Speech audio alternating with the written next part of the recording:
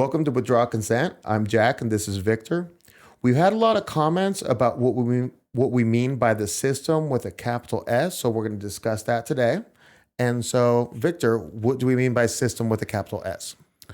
The system is, there are people at the top who we don't have proof who those people are, but they're, as far as we can tell, the next highest level would be the three-letter agencies that are in the U.S. government, such as CIA, FBI, and NSA, etc.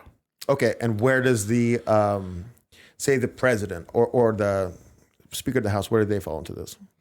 Well, they are subservient to these agencies through whatever means these agencies are using to control them. They're either going along willingly with it, or there's evidence of them collecting blackmail on people, and they do the bidding of these agencies. Okay, and so then how would you prove to our audience that they are, that the political elected people are subservient to the three-letter agencies? I would, the easiest proof is if you follow the Epstein case and you looked at the Maxwell conviction, the majority of the people who are involved with that, as far as passenger lists and all that, there was zero prosecution. None of the people that Maxwell gave the kids to have ever been prosecuted. We don't even officially know what the list is that she testified to. Those people are being protected or even blackmailed by the people who do the investigation, like the FBI. And so if the elected politicians weren't subservient to the three-letter agencies, they'd be asking, why did all the evidence disappear out of the FBI safe? Right. Someone would be asking. But Anybody. there's not one person. Not one. Okay. Out of a lot of elected politicians. Yes. Okay, continue though. So after the three-letter agencies, we would then go to the people who we elect. And that would be, obviously, Republicans or Democrats. They have different parties, and supposedly they represent different people.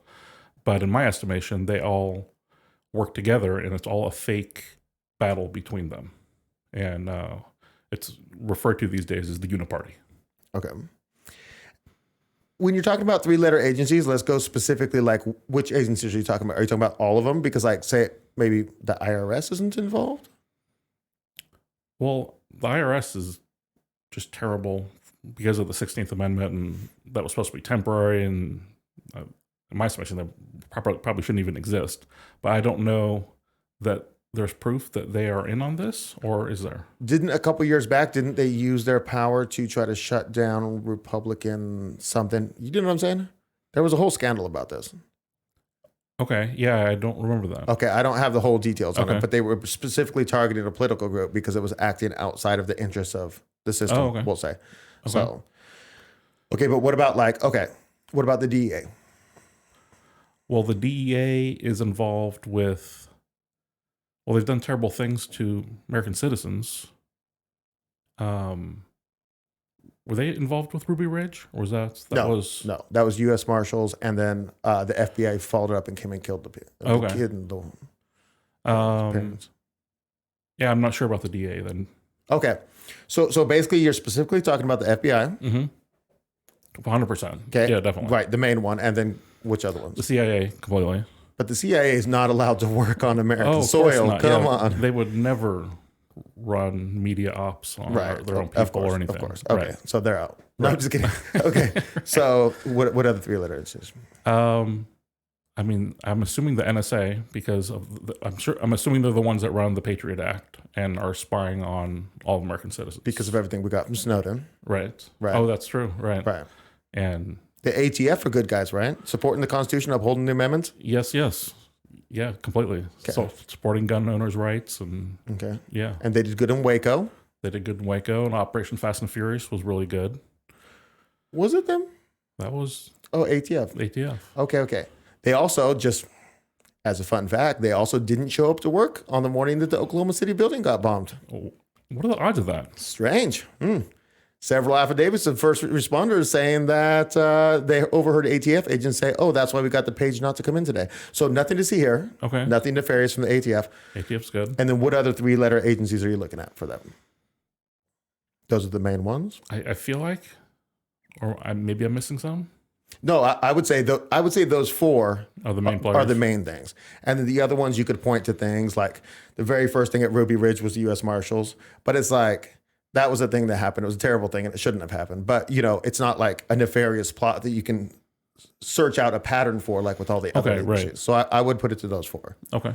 Okay. And then, so you're saying that, so you have the uniparty on one side, and then what else do you have with the 3 later agencies using? Well, they also use the media to send out the messages that they want, their propaganda or the party line, whatever you want to call it.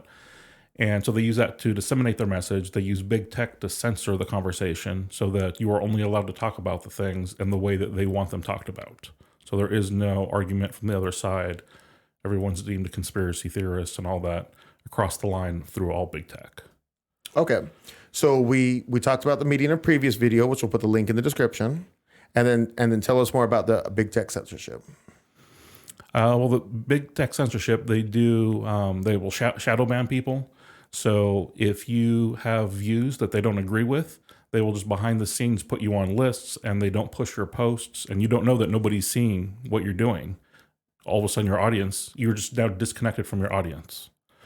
They will deplatform you. And are you talking about the big tech doing this or the government doing this? Well, as we've seen from Twitter files that Elon Musk has released recently, there were 80 FBI agents that were working with Twitter to dictate who should be censored and who should be removed, what views are approved and which aren't. And so this wasn't like they were sending email. They had allotted resources to the censorship and controlling the narrative of the whole country. Okay. So when you're looking at DC, I want to ask you, what about the lobbyists? Where do they fall into this? Are they part of it, or are they actually lobbying for independent interests, do you believe? That's a good question. My initial thought on that, it's not something I've really thought through a lot. Okay. So my initial thought would be it's a way of moving money from people who profit from getting laws created in their favor. And it's a way of funneling money as payoffs back into politicians' pockets. Okay. So I would say that, like, we don't know who the people behind this whole thing are, we'll say. Who's really in control, we'll say. Right. But we do know a lot of interests that have a lot of control. And so I would just bring up, say, Big Pharma, we know.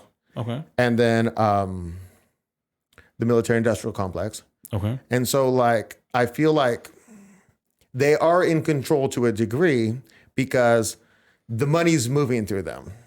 So when the lobbyists are working for them, they're working in the interest of the system. Do you know what I'm saying? But are they in control, or is that just a vehicle used to funnel money to contractors and get it? We donate to these people, and then they contribute to the Clinton Foundation. And okay. So they would just be a vessel for the money. We don't know. But if you look at Ukraine, it's I don't know if you saw it the other day, but Zelensky came to Congress, right? Right. And did you see the invitation to the party afterwards? No. Okay, so they sent an invitation, and it was, typical. It's like business attire. This is non-transferable, and his potentate, his mighty potentate Zelensky invites you with his defense attaché. Oh, so anyways, at the very bottom, there's 4 companies that are sponsoring it. Oh, no. And so it's Raytheon, okay, Northrop, whatever. Perfect. You know what I mean? Yep. And then one other that I know and one other that I didn't know, but they're all defense contractors. Okay. You know what I'm saying? Yeah. And it's just so clear that what's going on right now with our funding in Ukraine, it's all just the funneling of money. Right. 100%. Because they lots of times they don't even know where these weapons go. They're just immediately, or the money.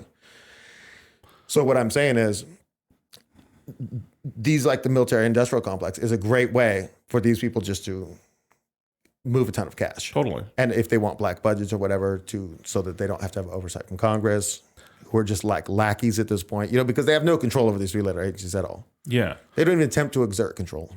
What is the time difference between the end of Afghanistan and the beginning of Ukraine? Because they had a 20-year cash cow there that they could rebuild a country and do all that. And now it's been replaced, basically. Okay. Now our money is flowing to a different country. Yeah. It wasn't long. 6 months? It was, what was it, May?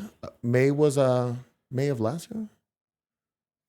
It was May of last year. It was the withdrawal of Afghanistan, I believe, because Trump had set the date, and then Biden came into power and then kept the date and then ruined it. So that was May of last year. Okay. And then you figure, I can't remember how long Ukraine's been going on, but I know early this year they were trying to get peace, but we stepped in through England and I thought Ukraine's been going on longer. Maybe it was May of 2021. Like it was in the first year of Biden's.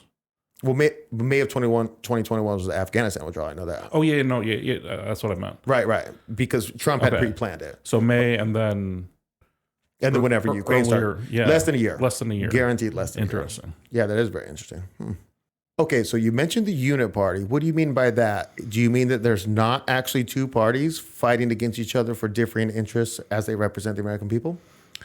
I feel like the two parties that are represented in our government, Republicans and Democrats, they're there to force Americans to pick a side and look at each other as enemies.